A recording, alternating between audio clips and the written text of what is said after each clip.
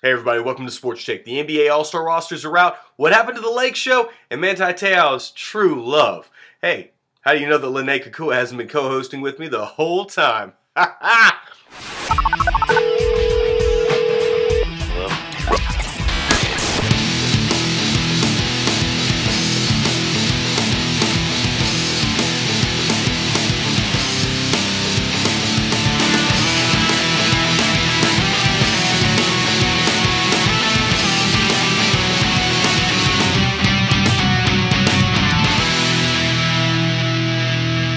This is your Sports Check. Well, looky who we have here. What's up, world? Got a scenario for you. Let's say we started talking here online and started, vibing, but I don't know what you look like. That's a problem. Off top, if I know your name or who you're friends with, you're getting Facebooked and Googled. Okay, maybe not Googled. You're not trying to date my daughter. It's just something I've got to know. I stopped being homeschooled in 6th grade. After that, this boy's trusting ways were no more. But some people just hold on to that feeling. Manti. First off, great name. You can do all kind of fun things with it. Praying Manti. Praying Manti. Anywho, I know if there's one person in this world that you want to hear talk about this, it's me. So I oblige. A man has never been more publicly duped since The Truman Show. And the fault falls on so many it's hard to cover it all, but I'll do my best. Manti began seeing Lene...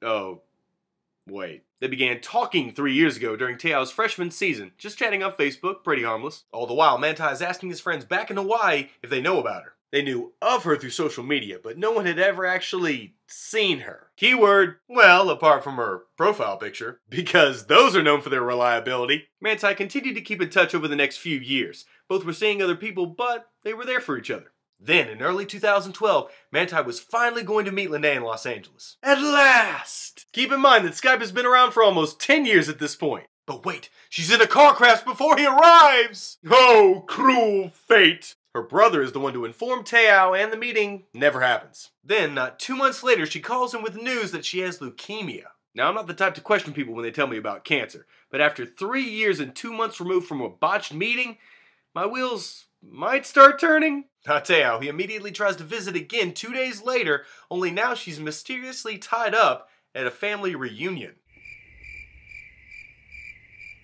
So this brings us to the 2012 football season, and I'm pretty sure at this point Lene and Manti were somehow official. Still, to this point, has never met her, never held her hand, hugged her, gotten some smooches! Because we all know that true love is followed by pure ignorance. Then later, Manti learned in September that his grandmother had passed away, and Lene promised to come see him. Then, just 2 hours after she had promised, Te'o gets a hysterical call from Lene's brother. Wait, the same guy who called about the car crash? Same guy! In the call, he explains to Manti that Lene has now died from complications with leukemia. 2 hours after she said she'd come see him.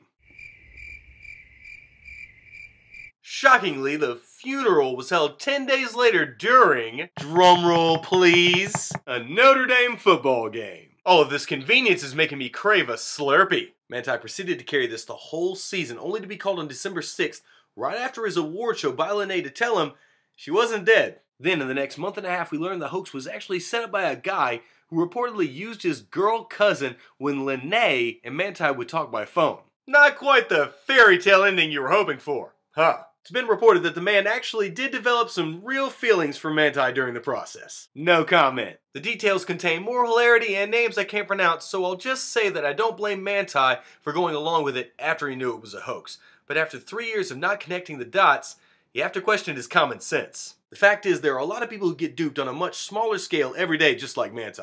So let's just go ahead and make a rule for all you online dating, chat room visiting, internet desperados. After 1 month, Skype, and while we were all captivated by Manti's love saga, we almost forgot to remind ourselves that the Lakers suck!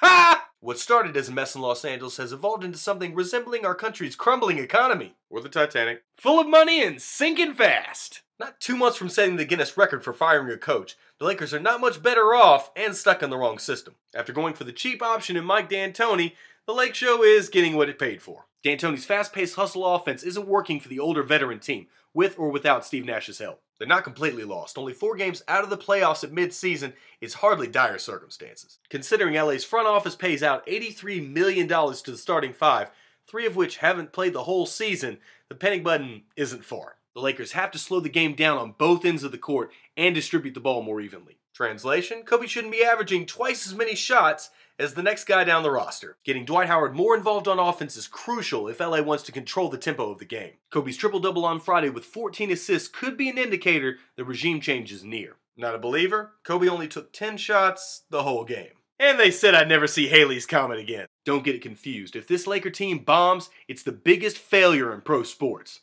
bar none. And the Lakers know that. With 3 or 4 future Hall of Famers on the team, I think they'll get things back on track. But it's so much fun to laugh at them when they don't. Okay, real quick, the NBA All-Star Game is still 3 weeks away, but they revealed the rosters this week, so I've got some thoughts. Number 1, the All-Star rosters were almost spotless, and I was really impressed with the selections, except for a few. Number 2, if your team's sorry, you don't really deserve to be there. Give Kobe his shine, but Dwight Howard and Steve Nash have both really underwhelmed this year. Nash didn't make the team, but Howard will start, only averaging 17 points and 12 rebounds a game for a team not in the conference's top 10. Tim Duncan is putting up almost identical numbers, and he's nearly a decade older than Howard. The starting spot should have gone to Timmy. Matter of fact, I'll just make number 3 all about the center position. It's non-existent. Not one single true center is averaging 20 points and 10 rebounds this season, and that used to be the standard. When you have an old diehard like Kevin Garnett starting at center for the East, boredom doesn't set in. It starts buying up real estate.